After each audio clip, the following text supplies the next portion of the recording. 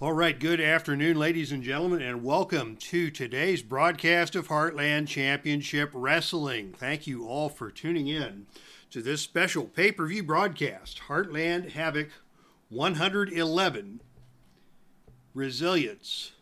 And thanks to JT 2.0 who provided the name for today's pay-per-view. The theme song, of course, The Warrior by Scandal from back in the day. As we are ready for 6 big matches here from Kansas City. And Frank Wainscott in the front row. It is good to see you, my man. Yesterday was my birthday. I got 2 tickets to Heartland Havoc. I will be there in the front row with my VADER Time t-shirt on.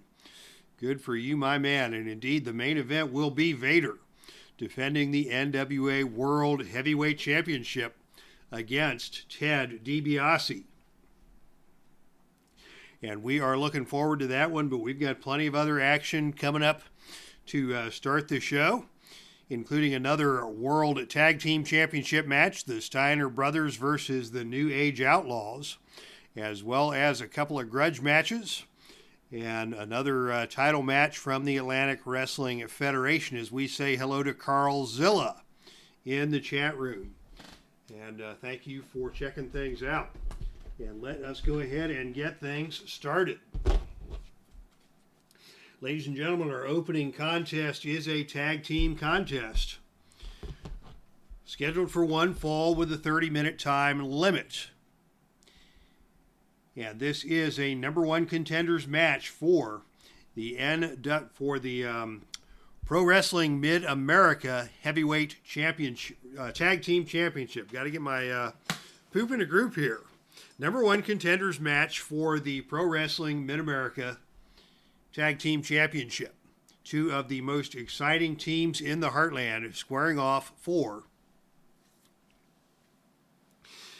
a shot at the Bruiser and the Crusher and the Pro Wrestling Mid-America Tag Team Championship. Introducing first, collectively known as Strikeforce, at a total combined weight of 470 pounds. It is Rick Martel and his tag team partner Tito Santana. So Rick Martel and Tito Santana representing collectively Strikeforce, ready to do battle for their first ever shot at the Pro Wrestling Mid-America Tag Team Championship, if indeed they can get the shot. But their opponents are former NWA World Tag Team Champions at a total combined weight of 446 pounds. They are collectively known as the Midnight Rockers. They are Shawn Michaels and Marty Jannetty. All right, Michaels and Jannetty versus Rick Martel and Tito Santana to start the show. As Frank and Carl and a cast of thousands, relax, grab yourself a cold one, and enjoy the show here on Saturday afternoon, live from the Dave Cave. Hoping to get this broadcast completed in time to watch another butt kicking that's coming up as the Ohio State Buckeyes roll into Columbus to take on the Wisconsin Badgers. And as a huge Buckeye fan, my heart is with my Buckeyes. All right, so let's get things started. The teams are ready, the referee is ready, and we are ready for action here from Kansas City, as it will be Tito Santana to start things off against Marty Jannetty for their respective duos. And the opening initiative role is won by Marty Jannetty. And it is Jannetty who comes out and tries for the body slam. He doesn't have the power to get that done. And Tito quickly powers his way out of that. And Tito with a series of kicks to the midsection, backing off Jannetty. And Jannetty is staggered. Tito moves in. And Tito with a nice drop kick that stuns Jannetty. And Tito follows that up with another drop kick. Jannetty stunned. Quick tag into Rick Martel. And the Strikeforce will try a double team here in the early going. And it is Santana who is holding on to Marty, while Martel comes in and hits him with a devastating elbow smash. Rick Martel now in control for Strikeforce. And Martel with a series of roundhouse punches. Marty wants to get out and make the tag, and he is unable to do so as Martel is in control. And here is a big suplex by Martel. Strikeforce taking control early in this bout. Martel follows that up with another drop kick of his own. And Jannetti is staggered. Boy, Martel and Santana both looking good with those drop kicks. Here's another quick tag. And now a running forearm smash delivered by Tito as Martel holds Jannetti in place. Jannetti taking some punishment, but he's coming back for more. As Tito comes in with another series of kicks to the midsection. Still, Jannetti unable to get over and make the tag as another big drop kick by Tito has Jannetti staggered. Tito follows that up with another big drop kick, and this time Jannetti goes down and stays down. Strikeforce on fire here to start this match. And now it is a cross body block by Santana that takes Jannetti down. Tag to Martel. And this time it is another deadly elbow smash from Martel, double team style, to keep Jannetti down. Jannetti in all kinds of trouble here to start things off. And an elbow smash from Martel. And finally, Jannetti is able to get over and make the tag into Shawn Michaels. Boy, Jannetti accomplished absolutely nothing in his time in the ring. Let's see if Shawn Michaels can do better. And it is Michaels quickly with a attempt at a hip toss. He gets him up, over, and down to the canvas. Michaels on the hip toss. Martel quickly back to his feet. And Michaels is on him again this time. Cannot get the power slam. Martel, the stronger of the two men. Martel takes control and nails Michaels with a drop kick. Boy, Strikeforce has got their fast break offense going tonight. Here is another big drop kick from Martel. And Michaels unable to get over and make the tag. Strikeforce effectively cutting off the ring with some high-speed maneuvers. Not doing a lot of damage as yet. But Martel now is going to pitch Shawn Michaels out of the ring. Boy, that's not something we would expect to see from either of these competitors. And on a roll of 5,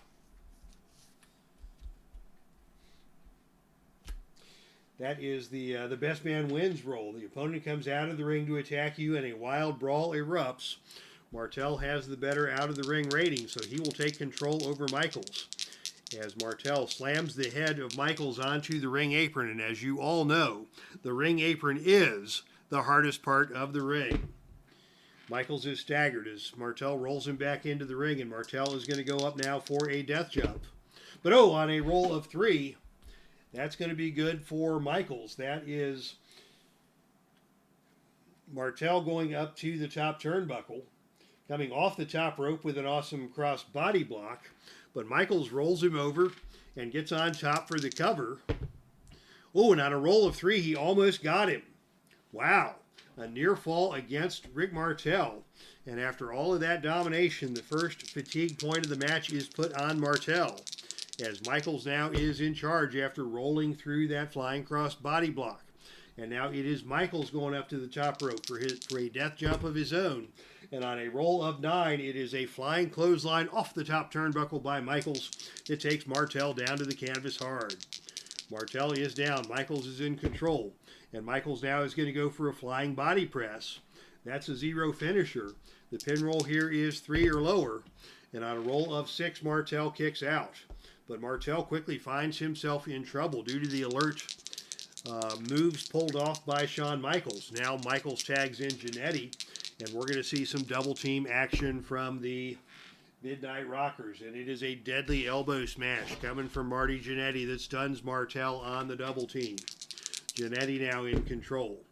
Jannetty with a whip to the ropes. Off the ropes comes Martel, but on a roll of 5, coming off the ropes, it is Jannetty who sets his head too soon.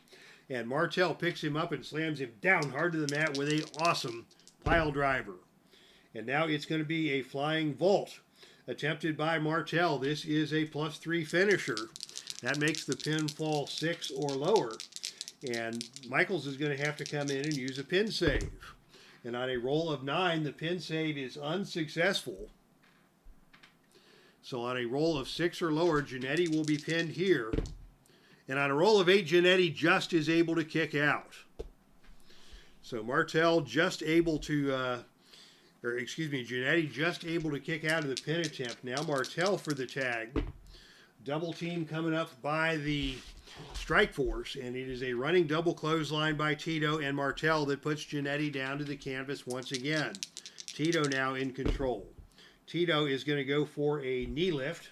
That is a choice C maneuver. Let's go Rockers, says Carl Zilla. And for a choice C maneuver, we're going to see the kick to the knee on a roll of 9 or lower. And on a roll of 5, that is successful. And Marty is hurt, but he's going to try and get over and make a tag, and he is able to do so. So Michaels now comes into the ring after Jannetti barely survived that pinning predicament with a little help from his friends. Shawn Michaels now coming in, and he comes in with a flurry of punches, just wailing on Tito, and Tito's going to fire right back. And Tito with a whip to the ropes. Off the ropes comes Shawn Michaels. And on a roll of 9, it is a running back elbow from Tito that puts Michaels back down to the canvas. Tito in control. Tito with a split leg stomp. And Michaels is still hurt and is able to get over and make the tag to Jannetti. Jannetti back in, coming up against Santana. Very exciting match. Crowd really into both of these young teams. As it is Jannetti with a monkey flip. Up, over, and down to the canvas goes Tito Santana. Jannetti follows up with a drop kick of his own. We have seen some sensational drop kicks in this match. Jannetti follows that up with a, let's see. We're going to roll up to level 1 with a drop toe hold. And down goes Tito. Nice looking move. Tito thought he was going to recover, but Marty suckered him into a drop toe hold. And now Marty tags into Shawn Michaels. And on a roll of 8, it is a deadly elbow smash from Shawn Michaels that keeps the Rockers in control off of the double team. Michaels now with a double elbow attack with both men in the ring. Referee trying to get Jannetti out of the ring as Michaels continues on the offensive with a super kick. Oh, he got all of that super kick. And Santana goes down, staggering over to the corner. Can he get the tag? Yes, he can. Tito caught one flush in the mush and went down hard as MARTEL comes in to take on Shawn Michaels. And it is MARTEL with a flying head scissors attempt. That is a choice E roll. He is going to need a roll of 11 or lower to connect on that, and he is able to get that. And it is Michaels now who is hurt, and Michaels who gets over and makes the tag. Quick tags here by both teams, keeping the action at a rapid pace. Now Jannetti comes in with the monkey flip and takes MARTEL over and down to the canvas, and MARTEL makes the tag. Boy, both teams looking very crisp in this match as Tito comes in with a series of arm drags of his own on Jannetti. Tito follows that up with a split leg stomp. Jannetti not very happy about that, neither is Mrs. Jannetti. So Jannetti comes over and makes the tag out to Shawn Michaels. Michaels now comes in with an arm drag and twist. And Tito fires right back with a forearm uppercut. Michaels firing right back. Oh, another super kick right into the grill of Tito, and he is stunned. Michaels very effective, and he hits another super kick. Tito is staggered as Michaels comes back and tastes a running knee and executes a running knee lift on Tito. Didn't get all of that one. Tito gets back to his feet, and it's Tito now with a series of right hands. Right hands being delivered. And now Tito with a whip to the turnbuckle. Off the turnbuckle comes Shawn Michaels, but on a roll of 5, it is Michaels who lifts the knee to the head of Tito Santana. Michaels back in control. Michaels now with another running knee lift to stun Santana. Another running knee lift, and this time Tito got out of the way of that one. And Tito with a kick to the midsection of his own. Michaels fires back, action getting heated between these two. And now he tags in Jannetti, and it is a double elbow attack that stuns Tito. Double team to follow, and it is another deadly elbow smash by Jannetti on Tito. And Tito goes down. He gets to his feet. Jannetti with a hip toss takes him over and down. Jannetti with a big drop kick. Tito is staggered. Jannetti follows that up with another running knee lift, and this time Tito goes down. Tito able to finally crawl over and make the tag to Martel after an impressive flurry by Marty Jannetty. Boy, back and forth these teams go. Here's a whip to the ropes by Martel. Jannetty comes off the ropes, and on a roll of 2. It is Martel trying a sunset flip. Jannetty grabs the legs, makes the cover for the pin. The pin roll is 4 or lower, and on a roll of 8, Martel kicks out. Another alert move by Jannetty to gain control there. Jannetty is going to follow that up with a death jump. Up to the top rope goes Marty Jannetty. He comes off high into the air, but on a roll of 4, he doesn't get there.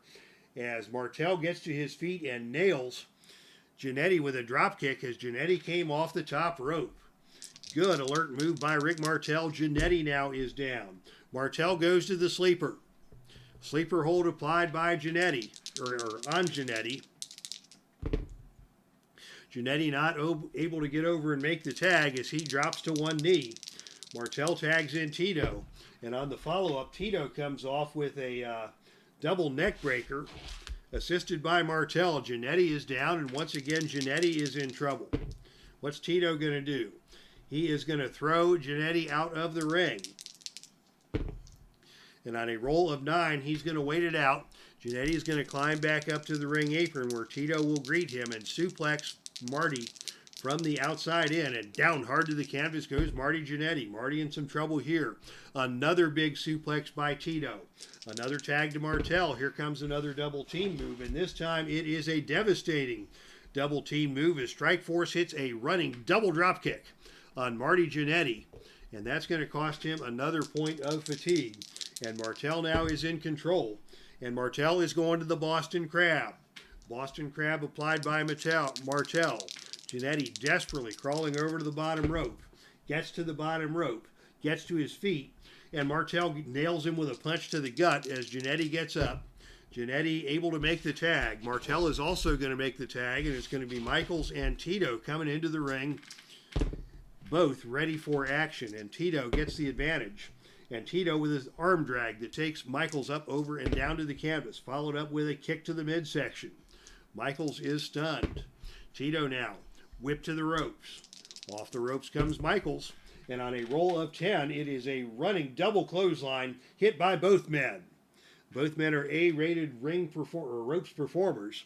That means it is Tito who takes control on level 3 offense, and Tito now with a cross body block that puts Michaels back down onto the canvas. Tito follows that up with a big kick to the midsection. Michaels is staggered. Tito now with another big drop kick. He's going to go for the cover. The pin roll is 3, and on a roll of 4, Michaels just got out. Wow. Count of 2.5 on that big drop kick. Tito now in control, looking to come to the finish. And again, it is Michaels who is going to slip out of the ring. But on a roll of 12, it is Tito who comes off of the ring apron and nails Michaels on the arena floor with a flying forearm. Michaels may be counted out here on a roll of 4 or lower. But on a roll of 7, Michaels barely makes it back into the ring ahead of the 10 count. Strikeforce is on fire now. Tito waiting for Michaels to get back into the ring. He's going to go out of the ring again.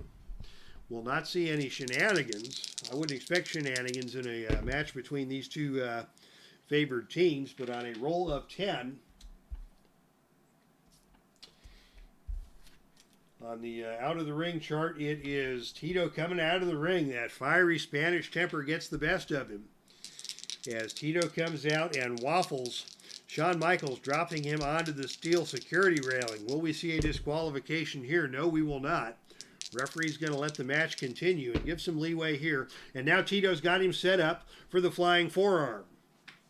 That is a pin roll of, that's a +2 finisher for 7. The pin roll here is 7. Jannetty's going to try the save. And on a roll of 5, Jannetty is able to make the pin save, but that is the last pin save available to the Midnight Rockers. The Rockers in big trouble now. As Tito comes in with another cross body block. Michaels is down. Tag to Martel. Here comes a double team. And on a roll of 7, it is a running double clothesline by both men, crushing Shawn Michaels. Can Martel get the finish here? He goes to a backbreaker and just dumps Michaels across his knee. Martel follows that up with an armbar. And Michaels is going to be able to fire back. Michaels rallying here. Tag to Jannetti for a double elbow attack on Martel that is going to change the momentum in favor of the Midnight Rockers. Another great escape by the Rockers, and the match continues. Here is a big drop kick from Jannetti, and Martel is staggered. Jannetti now with a back elbow ram, and Martel is staggered. Jannetti follows that up with a big hip toss. Martel back to his feet. They come together in the center of the ring, and it is a monkey flip executed by Jannetti, but Martel lands on his feet.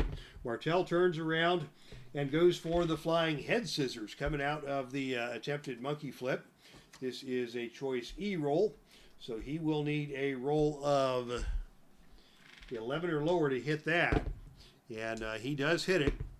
And Jannetti lands on his feet after the flying head scissors. A great reversal by Jannetti. Jannetti comes back with a big suplex and takes Martel over and down to the canvas. Martel tags out to Tito after a very exciting exchange between those two men.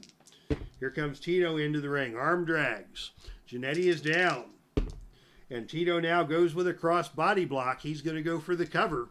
The pin roll is 5 or lower. And on a roll of 7, Jannetti kicks out. And the match continues. But Tito now with a chance to move in for the kill. He is going to go for a death jump here. Coming off of the top rope. And on a roll of 6, it is a flying forearm off the top turnbuckle by Tito that puts Jannetti back down onto the canvas. And now he is going to go for a knee lift. On a roll of 9 or lower, he connects. And Jannetti is staggered, but Jannetti is able to get over and make the tag to Michaels. The match continues. This has been a very exciting opening bout. And much more to come as Michaels comes in and tries the power slam. That ain't going to happen as Tito powers his way out of that one with a whip to the ropes. Off the ropes comes Michaels. And on a roll of 9, that is a running back elbow by Tito that puts Michaels back down onto the canvas. Atomic drop executed by Tito. And Michaels is staggered but able to get over and make the tag. Goodness gracious, will these teams ever go down? We are coming up on the 25-minute mark in this match as Jannetti comes in with a whip to the turnbuckle. Off the turnbuckle comes Tito, and Jannetti nails him with a big kick. Jannetti in control. Jannetti with a running knee lift, and Tito goes down. And now it is Jannetti who is going to throw Tito out of the ring. And on a roll of 11, it is Jannetti coming off of the top turnbuckle with a fist drop down on Tito on the arena floor. We could see a count out here on a roll of 3 or lower, and we're not going to see that, but that is going to cost Tito his first point of fatigue of the match. Jannetti now in control, and he nails Tito with a super kick. Tito is staggered, and Tito is able to get over and make the tag out to Martel. And boy, the quick tags that these teams have executed have kept this match going at a competitive pace. Here's an arm drag by Martel, and again, Jannetti escapes that and comes back with a hip toss that takes Martel up, over, and down to the canvas. Drop kick by Jannetti, and Martel is staggered. Back elbow ram. Jannetti goes for the cover. The pin roll is 5 or lower. Tito comes in to make the save, and on a roll of 5, he does make the save, and it's a good thing he did, because that would have ended the match right there and then. Jannetti still in control.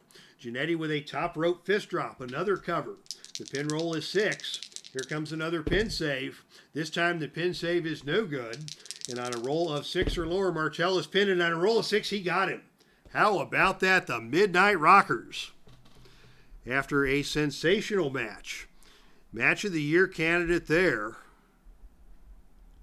In just our opening contest tonight, as Jannetti, with the top rope fist drop, has pinned Rick Martel.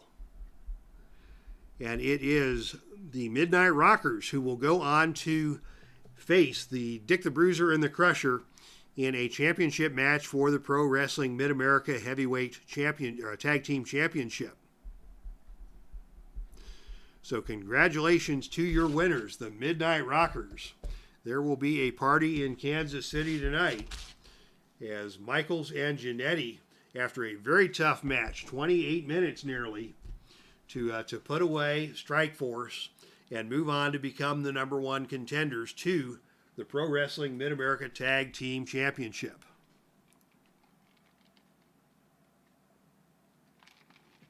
All right, I need some Dr. Pepper after that one, as we are ready for our next contest. Boy, we've got 6 matches on the card tonight, and 4 of them are tag team matches. Just by coincidence of the hottest feuds and the hottest championships on the line here tonight. The following contest is a no disqualification grudge match, and it is scheduled with no time limit and no disqualification. Introducing first, coming to the ring at a total combined weight of, 573 pounds, and a total combined weight of 573 pounds. Coming to the ring first out of Borger, Texas, 6'3", 322 pounds. This is Stan Hansen. Big Stan Hansen making his way down to ringside. His tag team partner out of Charlotte, North Carolina, 5'11", 251 pounds. Currently one of the most hated men in Texas. This is the fabulous one, Jackie Fargo. So Jackie Fargo, with Stan Hansen as his reinforcement, comes to take on his rival and a new face alongside. So the opponents. Introducing first at 6 feet tall and 225 pounds from the Mescalero Indian Reservation in New Mexico, making his Heartland Championship Wrestling debut. This is Jay Youngblood. And his tag team partner out of Midland, Texas. A legend of the sport of wrestling, a legend of the sport of football. He is 6'1" and 235 pounds. This is Wahoo Mcdaniel. So Wahoo Mcdaniel and Jay Youngblood teaming up to face off against Stan Hansen and Jackie Fargo. Fargo and McDaniel are the key players in this feud. They have been longtime bitter rivals, and they had another bitter match earlier this month in Pro Wrestling Mid-America that set up this tag team match. It was McDaniel who took the victory, but Hansen who came in for the post-match attack, setting the stage for tonight's grudge tag team match. As we are ready for action here, it will be Jay Youngblood who wants to start things off for his team, and Jackie Fargo who wants a piece of this young whippersnapper to get things rolling. And it is Fargo who takes control, and it is Fargo with a face rake. Nasty. Coming right out, and Jay Youngblood's not going to put up with any of that. He just grabs a hammerlock and twists the hand of Jackie Fargo back behind the back. So Fargo with the dirty tactics, Jay Youngblood unfazed with a wrestling move to take control now, and Jay Youngblood doing a little strutting as he holds Fargo in that hammerlock. And now it is a scoop slam, but Fargo powers his way out of the attempted scoop slam by Youngblood, and it is Fargo who comes back with a kick to the midsection. So Youngblood not able to execute the body slam. Fargo with a whip to the ropes. Off the ropes comes Jay Youngblood. And Fargo is ready and waiting with a jumping stomp right into the midsection that takes Youngblood down to the canvas hard. Youngblood quickly down and Fargo quickly in control. And Fargo goes right to the atomic drop. That's his finisher. The pin roll here is 5 or lower. And Wahoo is not able to get there in time. And on a roll of 8, Youngblood is able to kick out. So Youngblood already in trouble. As Fargo brings Stan Hansen into the ring, and they are going to do a little double team dance on the skull of Jay Youngblood, and that's going to cost him another point of fatigue, as Hansen is in there just beating the daylights out of Jay Youngblood. What's Hansen going to do? Hansen with a Brazos Valley backbreaker, dropping Youngblood to the canvas hard. Youngblood in trouble. Wahoo Mcdaniel really wants to get into the ring. And here is HANSEN with a whip to the ropes. Off the ropes comes Jay Youngblood, and on a roll of 7, it is a running back elbow from Stan Hansen that stuns Jay Youngblood. HANSEN follows that up with a snapmare into a sleeper hold. Sleeper hold applied. Youngblood staggering to his feet. Youngblood with a back elbow to break out of the sleeper hold. And Youngblood with a whip to the turnbuckle. Off the turnbuckle comes Stan Hansen, and an incredible neck-breaking clothesline delivered by Jay Youngblood puts Stan Hansen down. Youngblood now with a chance to do some damage here. He does the war dance. He does the jumping chop. And Hansen is staggered. Youngblood finally gets over to tag in Chief Wahoo Mcdaniel. Frank Wainscott says Steamboat and Youngblood his favorite team in the Mid-Atlantic Territory. And tonight it is Youngblood watching the back of Wahoo Mcdaniel as Mcdaniel now comes into the ring for the very first time, taking control on Stan Hansen. And it is Wahoo with a whip to the turnbuckle. Off the turnbuckle comes Hansen, but on a roll of 4, it is McDaniel who goes charging into the corner. Hansen gets out of the way. McDaniel hits the turnbuckle hard and tumbles out to the arena floor. Out of the ring, this match will go for the first time, but it is McDaniel who grabs Hansen by the leg, pulls him out of the ring, and just nails him with a chop right between the eyes on the arena floor. McDaniel now in control, and the action will stay on the arena floor. And on a roll of 9, we've got shenanigans. Our first shenanigans roll of the night as we go to the out of the ring again chart. McDaniel the wrestler on offense. We go to the D12. And again, for those of you who have not seen the out of the ring again chart, contact me on Facebook or the Filsinger Games message board or any way you know how to find me, and I'm happy to send one of these along to you. Out of the ring we go again.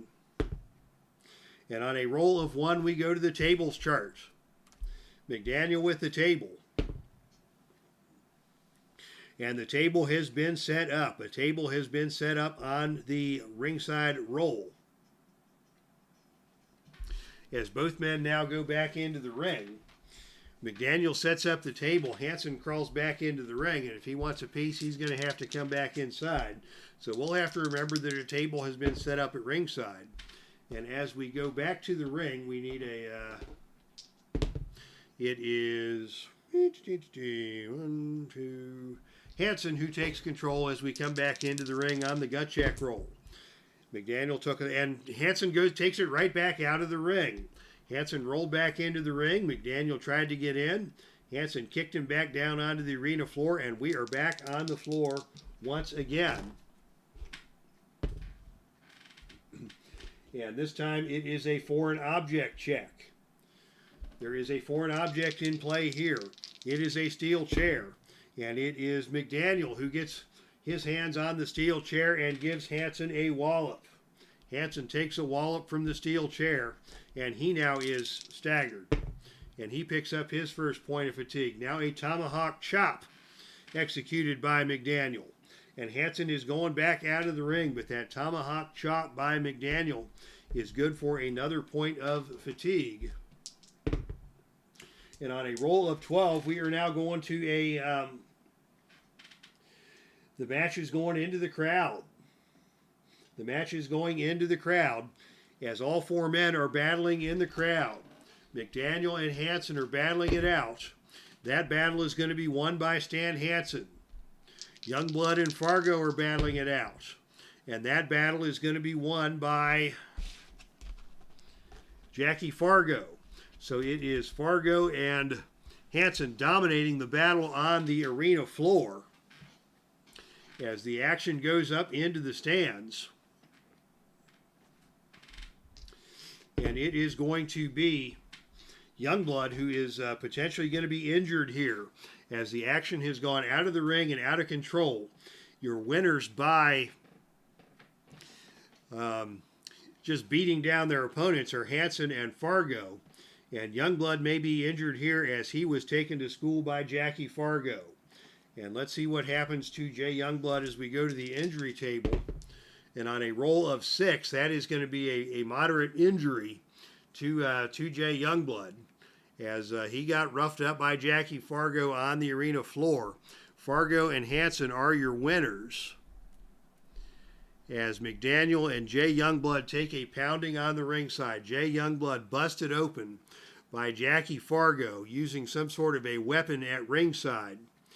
And Youngblood is bleeding, and the match has been called on account of the bleeding of Jay Youngblood. Referee stoppage ends this one, as Jackie Fargo has taught this young whippersnapper Youngblood a lesson.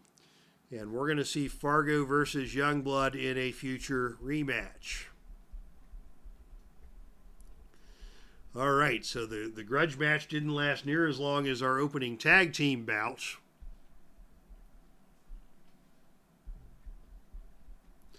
As Jay Youngblood is a bloody mess, and he's going to have to be hauled back into the dressing room and taken to the trainer's table and probably stitched up after the beating he took at the hands of Jackie Fargo.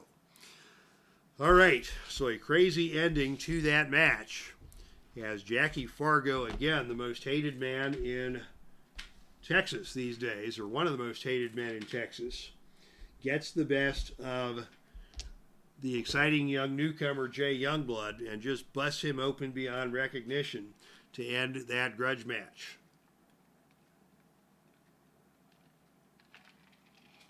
Wow.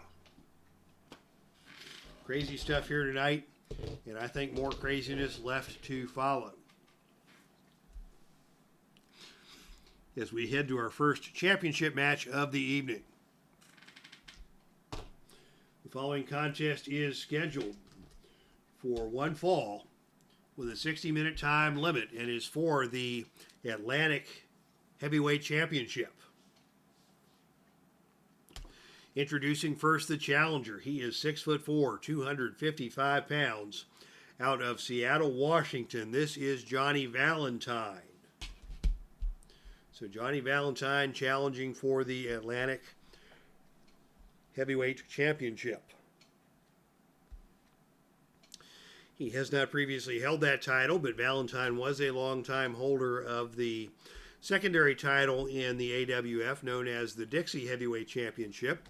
And by virtue of that, he earned his way up the ladder and to a Contenders match where he has earned the right to wrestle for the title here at Resilience, the pay-per-view. And his opponent will be the reigning and defending Atlantic Heavyweight Champion, 6'4", 246 pounds, out of Robbinsdale, Minnesota. This is the ravishing one, Rick Rude. So Rick Rude against Johnny Valentine for the Atlantic Heavyweight Championship in our next contest. Championship rules and championship dice in play for this one, as it is Valentine who takes the initiative here. And comes out with an attempt at a body slam, and he gets him up and down hard to the canvas. But Rude gets right back up from the body slam and gives a hip swivel and follows right back and grabs Valentine up, over, and down with a suplex. So both men trying to intimidate the other. No intimidation on either of those exchanges, but Rude with a big clothesline just staggers Valentine, sends him back.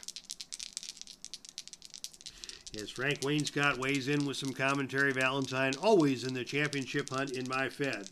We'll see if he can take down Rick Rude here tonight in Kansas City. As Rude with a pile driver.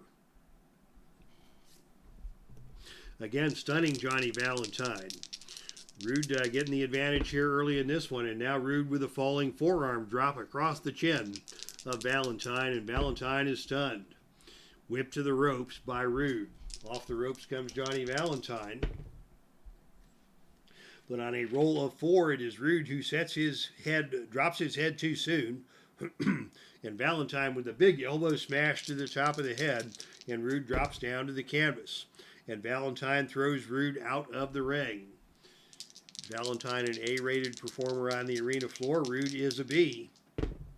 And on a roll of 8, it is Rude who has to make that helpless crawl to get back into the ring, where Valentine is ready and waiting. And Valentine is now going to go up for a death jump. And on a roll of 11, it is a perfect cross body block off the top rope. Not normally what we expect from Johnny Valentine, but he's going to go for the cover here. And on a roll of 7, Rude kicks out. So Valentine surprises Rude, goes to the air, and earns the first near fall of the contest. Valentine follows that up with a sleeper. Sleeper hold applied. Can he finish him off here? On a roll of 3 or lower, there will be lights out. But on a roll of 7, Rude is able to power his way out.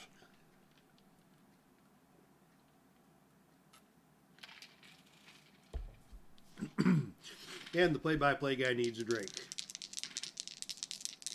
Valentine in control here. And he is a threat to any title. And out of the ring we go once again. And once again, it is Rude who has to climb back into the ring. And as he crawls between the ropes, Valentine drives his knee into the ribcage of Rude. And Rude is hurt. Sleeper hold applied once again. Rude able to stagger to his feet and get to the top rope to force the break. But a standing arm lock by Valentine allows Valentine to keep control. The challenger has taken control here. And now a big forearm hammer puts Rude back down to the canvas again. Johnny Valentine in control here. And now the Atomic Skull Crusher. That's a +1 finisher. And on a roll of 5 or lower, that's going to be it for Rick Rude. On a roll of 4, he got him. A new champion crowned here in the Atlantic Wrestling Federation as Johnny Valentine with the Atomic Skull Crusher has gotten the best of Rick Rude. And boy, Rude barely stood a chance in that match. It was even at the opening, but once Valentine took control, he put his man away. And he is your new Atlantic Heavyweight Champion. Congratulations to Johnny Valentine for a big win in the first title match of the evening. Johnny Valentine wearing that title proudly, Atlantic Heavyweight Champion. As we say hello to Cleveland baseball fan 879, traffic was a pain in the anatomy, says Cleveland baseball fan. It is good to see you, my friend. And you are just in time for our next contest, which is a 6-man tag team elimination match. This will be a doozy, as there has been a lot of bad blood leading up to this situation. And as you followers of the Heartland know, things in the Atlantic Wrestling Federation blew up when the former AWF champion Sting was taken out of action by the Four Horsemen and by Barry Windham in particular. And that has led to a series of feuds as Magnum TA has come along. And Lex Luger has come into the fold to battle against the Horsemen. And tonight it will be a 6-man tag team match with elimination rules in effect. So you get pinned and you go out. And you will be leaving your teammates to fend for themselves against inferior odds. So introducing first from the representing the Horsemen, he weighs in at 249 pounds and stands at 6 feet tall. This is Arn Anderson from the great state of Minnesota. His tag team partner out of San Antonio, Texas, 5'11", 228 pounds. This is Tully Blanchard.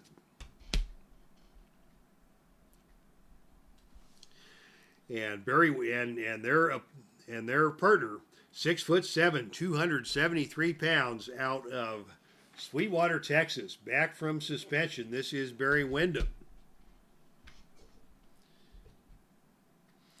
So the Horsemen assembled and ready for action. James J. Dillon watching closely at ringside, and we'll just keep JJ in the background here as the opposition is announced.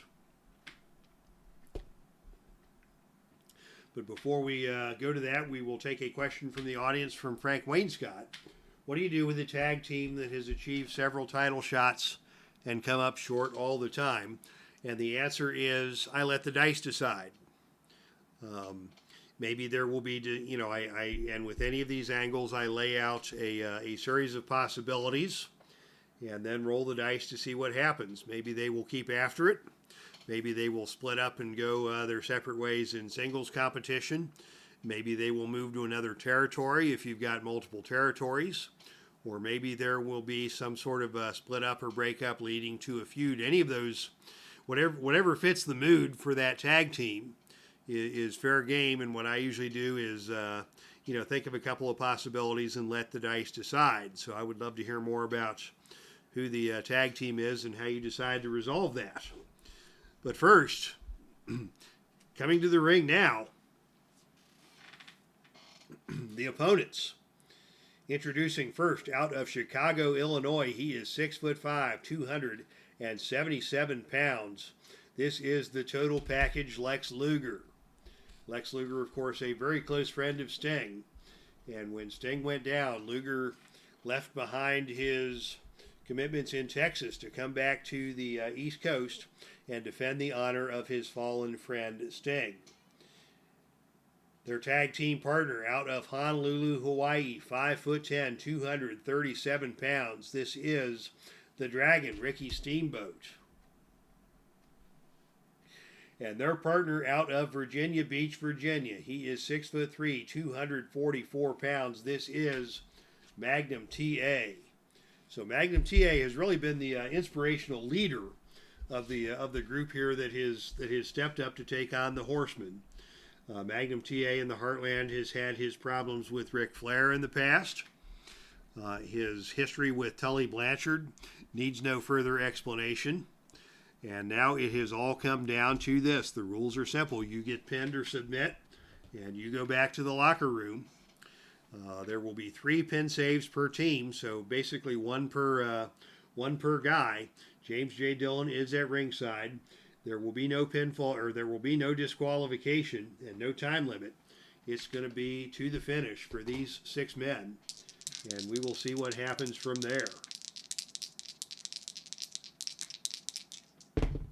And it will be Lex Luger and Barry Windham to start things off here. And these 2 men have some history. They were World Tag Team Champions together back in the NWA days. But the opening initiative role is going to be tied. And right away we go to our Face to the Mat book to see what is going to happen here in tag team competition. Actually, we're going to go to we're going to call this a hardcore because this is a grudge match. Luger goes to the hardcore table, and on a roll of 34, is the opponent powerful? Indeed he is. Luger is the most powerful man in the match. Punishes his opponent with painful body slams and takes control of the contest. So Luger overpowering Windham to start this contest off. And the fans are loving it, as Windham is the most hated man in the Horsemen right now after what he did to Sting in Birmingham, Alabama, leading to Sting's injury. And now here is a superplex by Windham and a quick cover. As Barry Windham tries to get out, Luger puts him on the top turnbuckle, suplexes him up, over, and down hard to the canvas. Windham able to kick out, but that's going to cost him a point of fatigue. As the fans here in Kansas City are loving it. Windham is down. Luger tags into Steamboat, and we're going to see some double team action here. I've got cards and charts and everything else all over the table. As Steamboat comes into the ring and joins Luger for a high, awesome double neck breaker that puts Windham back down onto the canvas. And the celebration continues here in Kansas City as Steamboat takes control. And it is Steamboat who is going to go for a death jump. He is going to go up to the top rope. And coming off the top rope, it is Steamboat with a flying chop right between the eyes of Windham, and Windham goes down once again. Steamboat now in control. And it's going to be Steamboat going for the flying body press. That's his +2 finisher. The pin roll here would be a 5. And it is going to be James J. Dillon trying for the distraction. And on a roll of 6, Dillon is able to distract the referee. That does cost his team a point of pin save, but saves Windham from being pinned after the flying body press by Steamboat. Steamboat still in control, And Steamboat now coming off with another death jump. But this time it is a ref bump. Oh no. Down goes the referee as Windham pulls the referee into the path of Ricky the Dragon Steamboat. And for the next 9 moves, it is going to be no holds barred. Anything can happen. And it is going to be... This is one of those secret situations. What are we going to do here? Okay, we will do that. It is going to be James J. Dillon taking his shoe off, and this is going to be a freebie shot. As the referee is down, Windham, James J. Dillon takes his shoe off, and he tosses the shoe into Tully Blanchard. But Steamboat sees it coming and dodges out of the way of the flying shoe, and is able to dump Tully Blanchard out of the ring. So Blanchard's attempt at a sneak attack with the shoe of James J. Dillon goes awry, and the match continues with Windham down. And now Steamboat is going to bring Magnum TA into the match. TA has been chomping at the bit to get into this match, and TA comes in and immediately applies the abdominal stretch to Windham as Windham tries to get up. Boy, that's not what you would expect Magnum TA to do, but he's got control. And now it is a big atomic drop on Windham, and Windham is rocked. He's in trouble here early in this match. Magnum TA keeps on the pressure, and it is Magnum who is going to go for the death jump. And another ref bump. The second ref comes in, and the second ref gets bumped. My goodness, these referees are having a hard time of it here tonight. The ref is down once again. And let's see what's going to happen here. We're going to go to the out of the ring shenanigans chart. Remember, there is still a table set up at ringside. So that could come into play here, left over from the Jackie Fargo match. On the arena floor, the aggressor is Magnum. And on a roll of 11, it's going to be Ric Flair coming into the ring. Here comes Ric Flair to take on Magnum at ringside. Fists and fire. There is history between these two guys. Flair and Magnum duking it out at ringside.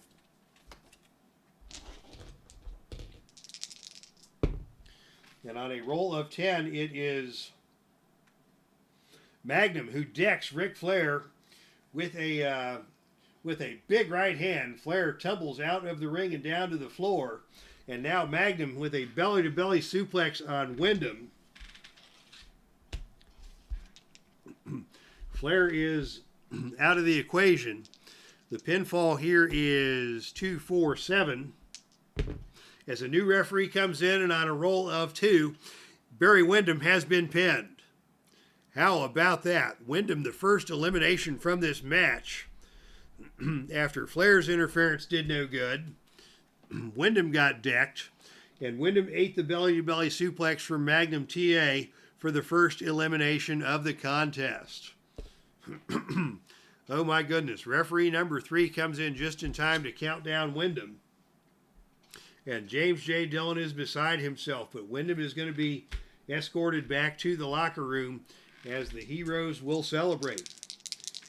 Magnum, Steamboat, and Luger exchanging high fives. Arn and Tully trying to have a little strategy session with James J. Dillon. The shoe didn't work. Interference from Flair didn't work. And now it is going to be Magnum in the ring facing off against Tully Blanchard as these hated rivalries go at it. And it is Magnum TA who takes control. As Tully's coming into the ring, Magnum grabs him in a side headlock, forcing him down to one knee. A series of right jabs from Magnum into the side of the head of Tully. Tully is reeling. And now a big backdrop as Tully took a swing. Magnum tries for the backdrop, and Tully just nails him in the side of the head with a fist instead. The backdrop did not do any good. And here is a whip to the turnbuckle by Tully. Into the turnbuckle goes Magnum. But on a roll of 3, it is Magnum who explodes off of the turnbuckle with a powerful running clothesline. He's going to go for the cover on Blanchard. And on a roll of 8, Blanchard kicks out, but Blanchard already in trouble. Tag to Ricky Steamboat. And we're going to see some double team action against Tully Blanchard, as things have fallen apart for the Horsemen here. And on a roll of 7, it is a running forearm smash from Ricky Steamboat that stuns Tully Blanchard. Steamboat now in control. Steamboat with a back suplex takes Blanchard down to the canvas again. Steamboat follows that up with a whip to the ropes. Off the ropes comes Tully Blanchard. And on a roll of 11, it is a big double chop from Steamboat that just nails Tully and sends Tully down in a heap. Steamboat now in control. He's going to go for another diving overhead chop, and he got him right between the eyes. Tully Blanchard is stunned. Tag to Luger. Luger now coming in to get his piece of Blanchard. Luger with a running clothesline. Luger with a big power slam. Tully getting to his feet slowly. Luger with a whip to the ropes. Off the ropes comes Tully. And on a roll of 11, it is Luger with a huge running forearm, that bionic forearm to the side of the head of Blanchard, and Blanchard goes down once again. Luger in control here. What's he going to do now? Luger is going to go for a running knee lift, and that stuns Tully. He's going to try and get a tag. He is not able to get a tag. And it's going to be Luger tagging Magnum back into the match. So Luger got him some, and now it is Magnum back in the ring and in control with another series of right jabs to the side of the head of Blanchard. Blanchard fires back with a punch to the face of his own, and that staggered Magnum.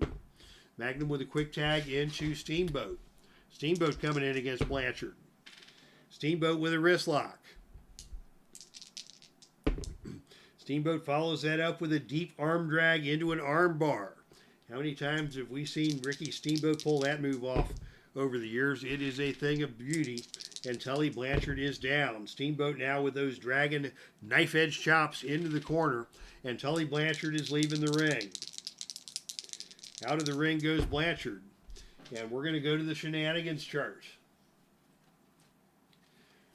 Blanchard now on the attack as action spills out of the ring. And on a roll of 3, it is back to the tables chart. The ringside table has been set up already. And on a roll of 10, it is going to be a battle over the table at ringside. Gut check rolls in effect. And the gut check roll is won by Tully Blanchard. And it is Blanchard who is able to powerbomb Steamboat through the table. Oh my goodness, the tide has turned as Steamboat goes through the table. And that is going to cost him a point of fatigue. And on a roll of 3 or lower, he'll be unable to continue. He is able to continue. But Blanchard now tags into Anderson. And Anderson is ready to do his damage against the wounded Ricky Steamboat. Spinebuster by Anderson takes Steamboat down to the canvas. Anderson follows that up with a whip to the ropes. Off the ropes comes Steamboat. And on a roll of 6, it is Steamboat who comes off the rope with a running shoulder tackle that takes Arn Anderson down to the mat. Steamboat follows that up with a whip to the turnbuckle. Off the turnbuckle comes Double A, and on a roll of 9, it is a big kick by Steamboat into Double A that staggers Double A, and Steamboat makes the tag into Luger. Luger coming in, working on Anderson with a big power slam. Down to the canvas hard goes Anderson under that 277-pound perfect frame of Lex Luger, the Twisted Steel, and Sex Appeal. Luger in control with a running knee lift. Anderson still staggered. Luger follows that up with a whip to the ropes. Off the ropes comes Arn, and on a roll of 6, it is Luger who drops down. Arm comes off the other way, drops down again. And now on a roll of 10, it is a running double clothesline executed by both men. Luger first to his feet. Tag into Magnum.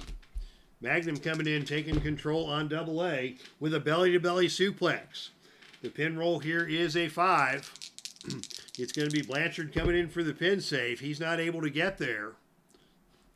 And on a roll of 5 or lower, It's going to be a pin for Magnum, and he got him. Down goes Anderson to the belly-to-belly. So Magnum TA has taken out 2 men with the belly-to-belly suplex. And Tully Blanchard is left on his own. And what is going to happen here? He is going to stand and fight. Good for him. It's Magnum TA and Tully Blanchard. Blanchard not ready to give things up. He's going to battle for the Horseman. It is Blanchard who comes in and just punches Magnum right in the face. And Magnum fires back with a drop kick, and Tully Blanchard is staggered. Magnum follows that up with a running forearm. Blanchard still staggered. Magnum with a series of right jabs. Tag into Luger. Double team coming up on Blanchard. And on a roll of 9, it is a running deadly elbow smash executed by Luger on Tully Blanchard. And Luger follows that up with a running knee lift. Blanchard ain't going nowhere. A big power slam by Luger. Blanchard is helpless out there. Another big power slam. Luger makes the cover, but on a roll of 10, it is Blanchard who kicks out. Luger keeps on the pressure with a sidewalk slam. Blanchard leaves the ring. Out we go to the arena floor. But on a roll of 8, Luger's just going to bide his time and force Tully to come back into the ring to carry on the fight. Tag to Steamboat. Steamboat comes in and hits a big chop on Blanchard. Running chop delivered by Steamboat has put Blanchard down, and now Steamboat's going for the flying body press. The pin roll here is 7 or lower. Dylan up on the ring apron, and he is going to go to the manager interference chart. He's got to do something. Where's my manager interference chart? Dylan's not going to let this end without some one last stand for James J. Dillon. Aha, manager interference chart. I found it. The roll is 9. Your manager tries to interfere, but the opponent clotheslines the manager and then delivers one of his specialty moves on you. Then he covers you. So another flying body press from Steamboat. The pin roll now is 8 or lower, and on a roll of 6, he got him. And indeed, it is a clean sweep for Magnum TA and his pals. As Blanchard goes down to the flying body press, and the bloodshed of Sting has been avenged as Magnum TA, Ricky Steamboat, and Lex Luger celebrate in the ring. And the Horsemen have to turn their tails and walk out of Kansas City in defeat. Salvador America is in the chat room. Tully is an island all to his own. Welcome, Salvador. Hope all is well. As we have just seen the Horsemen face humiliation at the hands of Magnum TA, Ricky Steamboat, and Lex Luger. And in the aftermath of that match, I have a special guest to present to the fans here in Kansas City. Coming in for a post-match interview is the one and only Lance Russell.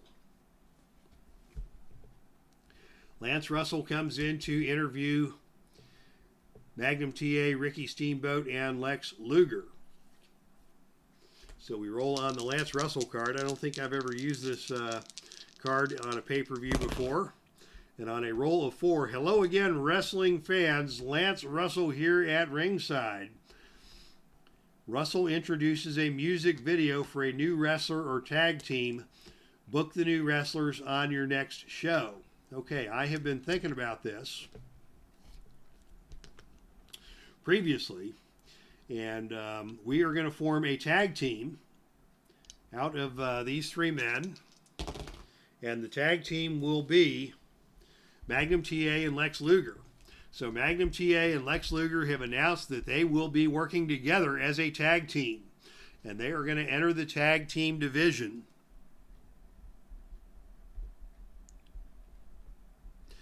and make a run at the Atlantic Tag Team Championship.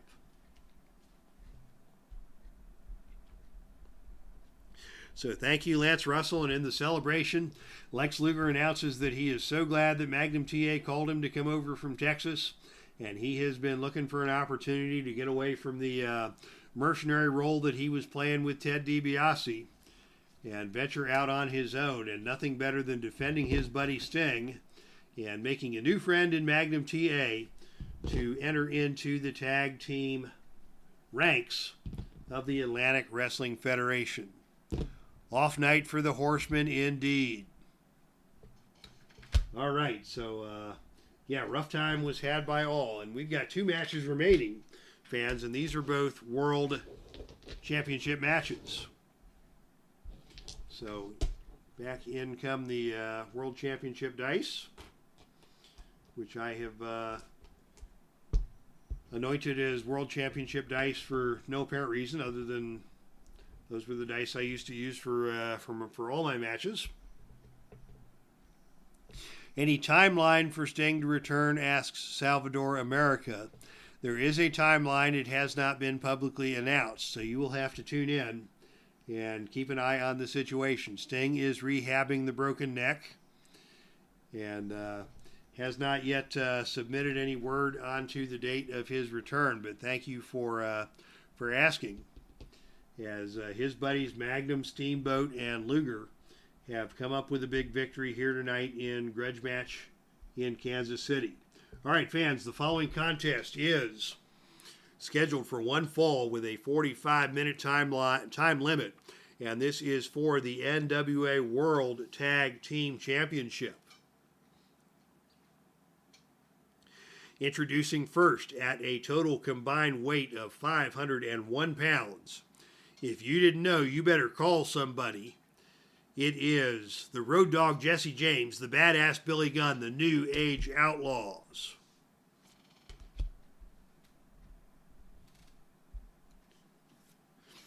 And their opponents are your reigning and defending NWA World Tag Team Champions at a total combined weight of 525 pounds. From Bay City, Michigan, it is Rick and Scotty, the Steiner brothers. All right, I am always looking forward to these 2 teams clashing. We've already seen one outstanding tag match earlier in the show as Strikeforce and the Midnight Rockers went to battle, and it was Marty Jannetty leading his Rockers to victory. Now we have the World Tag Team titles on the line as the Steiner brothers and the New Age Outlaws square off. And it will be Scotty Steiner to start things off against the Road Dogg.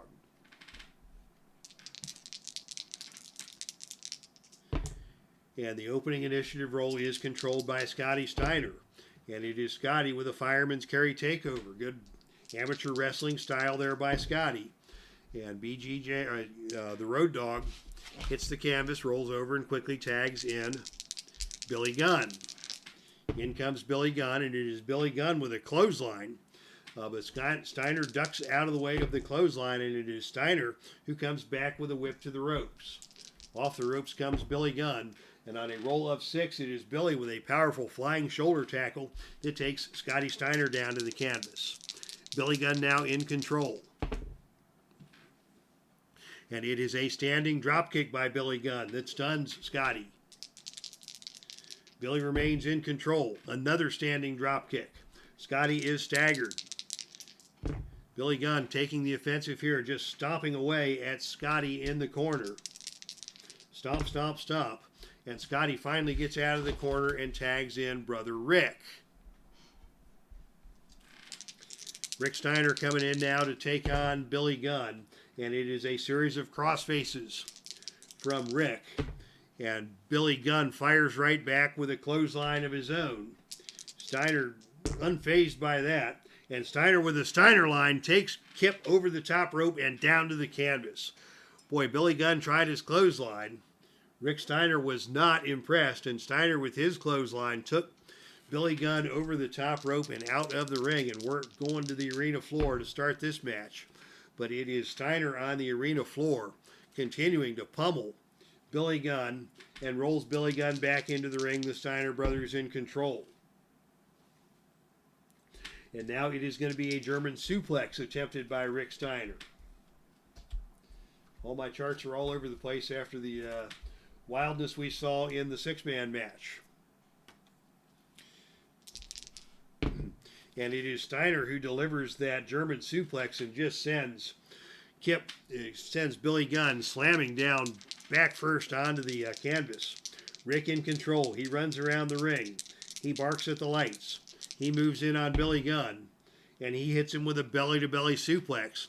And now it is Billy Gunn going out of the ring once again. And on a roll of 8, he is going to have to make that helpless crawl back into the ring where Rick and Brother Scotty are whooping it up with joy. Back into the ring comes Billy Gunn.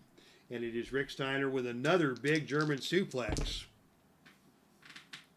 sending Billy Gunn crashing down hard to the canvas once again. Tag to Scotty. Here comes a double team. But on a roll of 11, it is a botched double team. As Scotty comes off the ropes trying to hit him with a clothesline, it is Billy Gunn who ducks, and Scotty hits Rick with a clothesline, and that gives Billy Gunn control. And Billy Gunn now is going to just back Rick into the corner with a flurry of punches.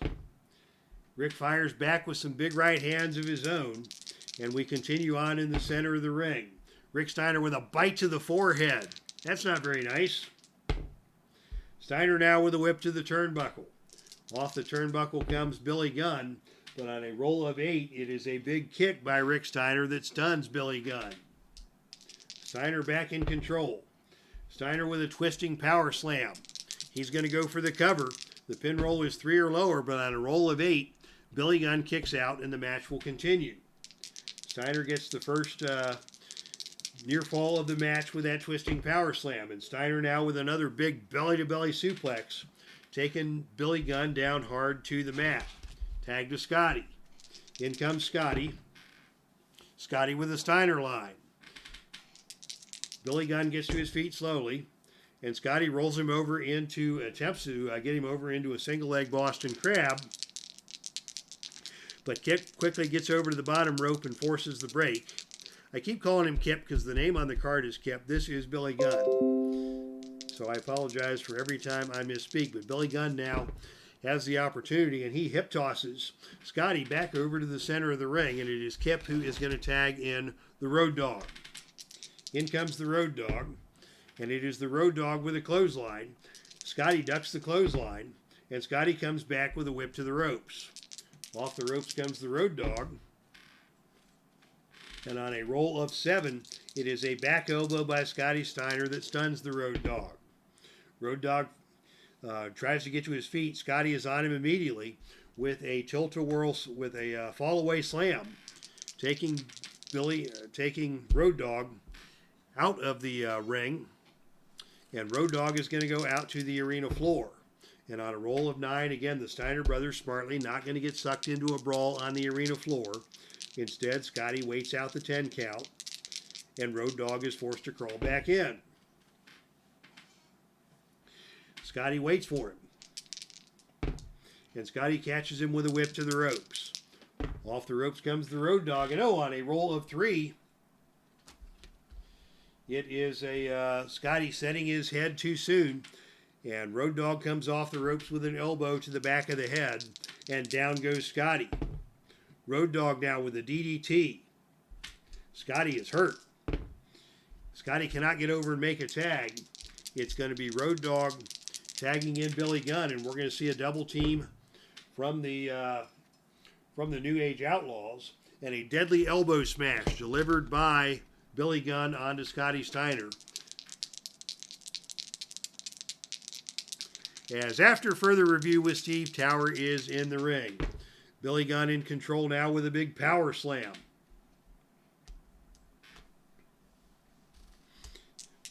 And Scotty is still hurt. Billy Gunn with a big jackhammer. Scotty goes down. Billy Gunn follows that up with a flurry of punches. And Scotty fires back with a power slam of his own. That is a choice F maneuver. So he is going to need a roll of 6 or lower to execute his power slam. And on a roll of 5, he got him over.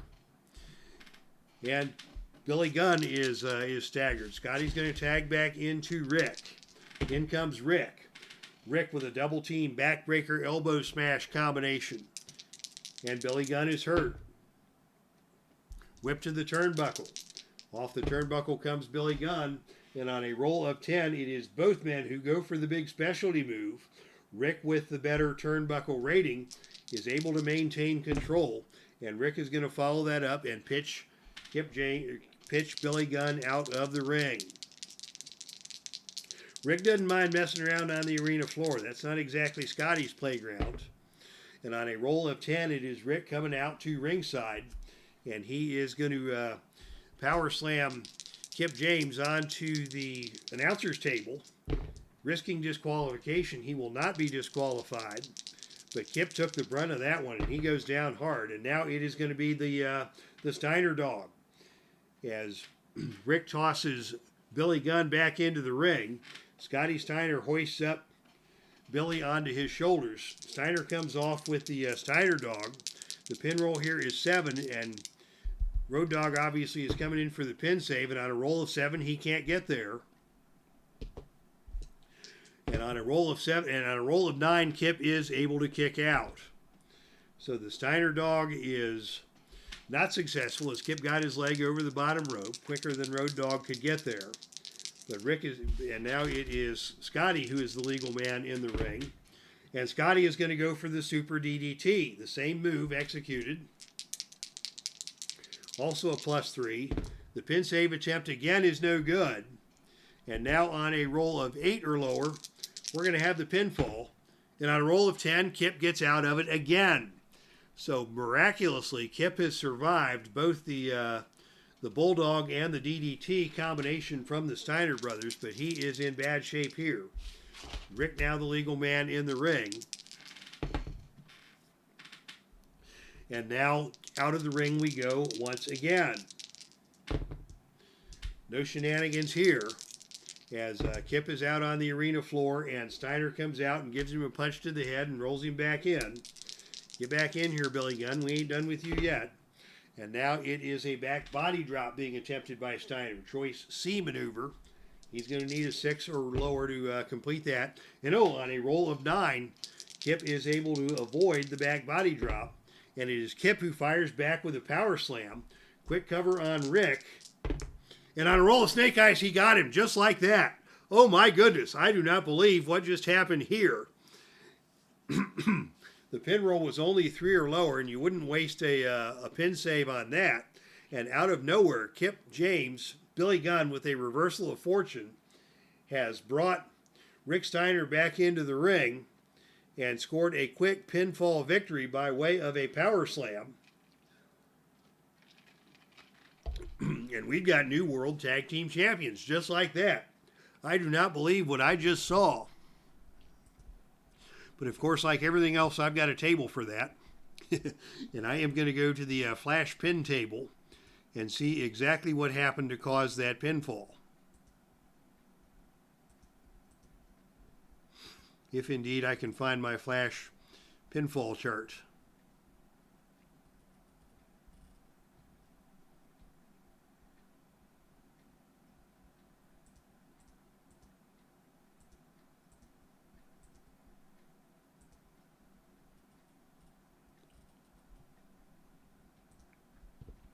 Okay, flash pin chart. When a match wins on a roll of 2 and no fatigue tokens are earned. And I guess you would call the Outlaws the heel in this situation.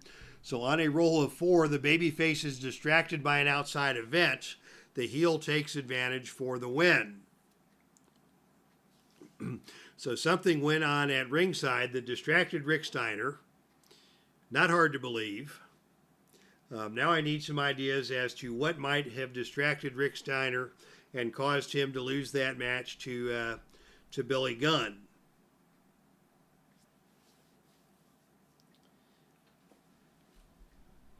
So let's put some thought into this. History made here in Kansas City tonight, as it is the Outlaws with the win.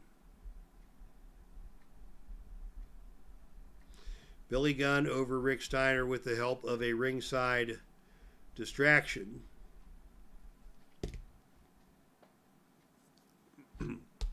It wouldn't be Luger and Magnum TA because they're, they're not aligned. I do have an idea for a dastardly heel turn by the New Age Outlaws, going back to some old school. The distraction was provided by none other than the Fallen Angel.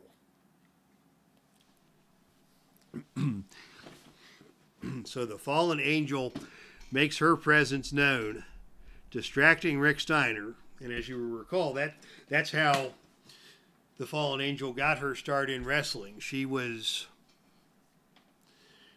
a very nondescript fan at ringside who was stalking Rick Steiner and following him around as their number one cheerleader, a.k.a. Robin Green. So the Fallen Angel is the new manager for the New Age Outlaws in a shocking heel turn here in Kansas City as the Steiner brothers go down to defeat in a shocker. Wow.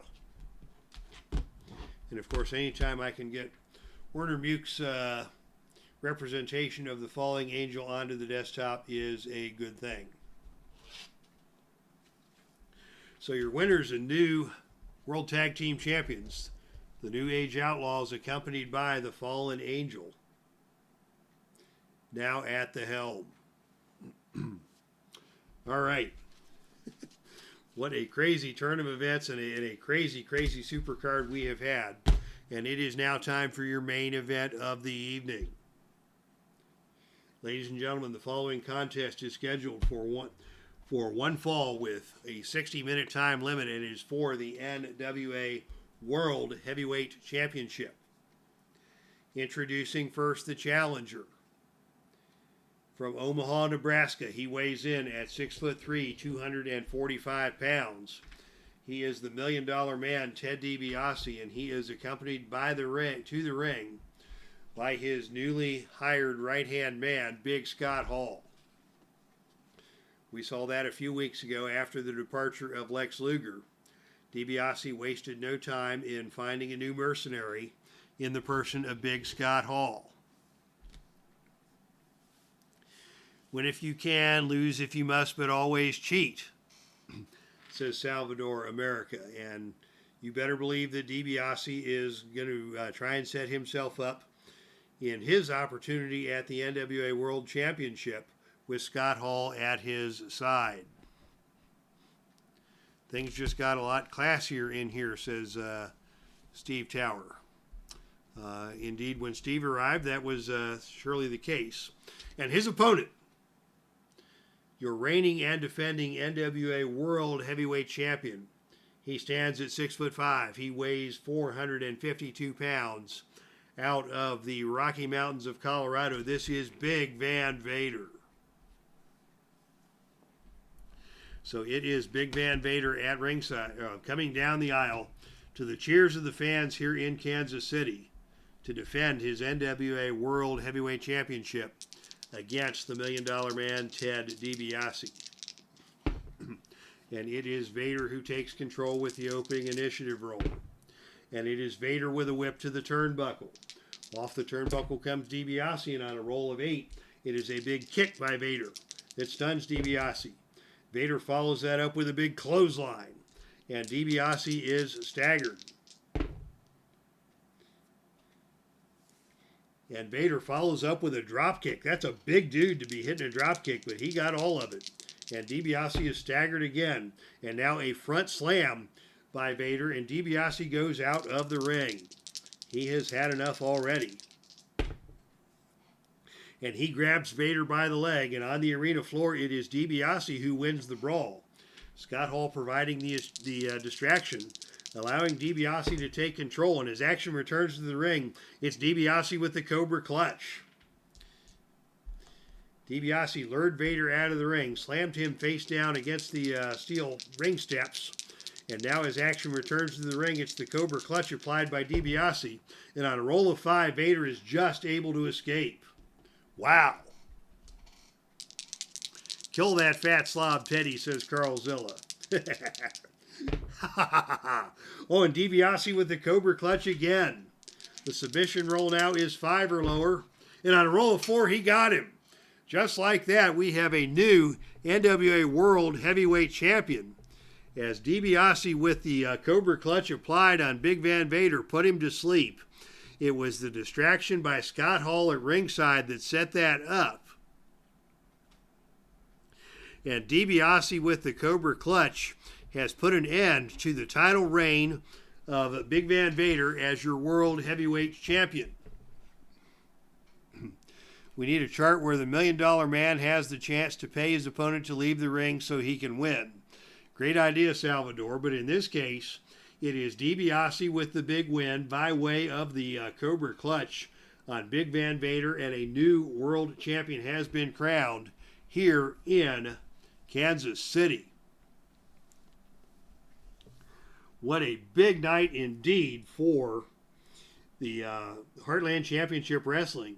New World Tag Team Champions crowned and a new World Heavyweight Champion crowned here in Kansas City. Congratulations to the New Age Outlaws. Congratulations to Ted DiBiase. As we have new champions crowned in both of our double main events tonight. Yeah. Same if Charles Wright, the Godfather card is made. I like it. All right, guys. Thanks for a great afternoon of wrestling here in Kansas City and here in the Dave Cave. I achieved both my objectives. Number one, I had a good time with some wrestling action for my pals here in the chat room. And secondly, I got done in time for the Ohio State-Wisconsin game coming onto the channel here tonight, as Salvador America is going to spend his night dreaming about the Ho Train as I watch my Buckeyes on the live TV taking on the Wisconsin Badgers, the local team here, and should be a good night for everybody. Salvador America, Cleveland Baseball Fan 879, After Further Review with Steve Tower, Carl Zilla, Frank Wayne Scott, and I believe I got everybody who joined us here tonight for a great show from Kansas City. Heartland Havoc 111, Resilience is in the books. Congratulations once again to Ted DiBiase and the New Age Outlaws, your new World Heavyweight and World Tag Team Champions respectively.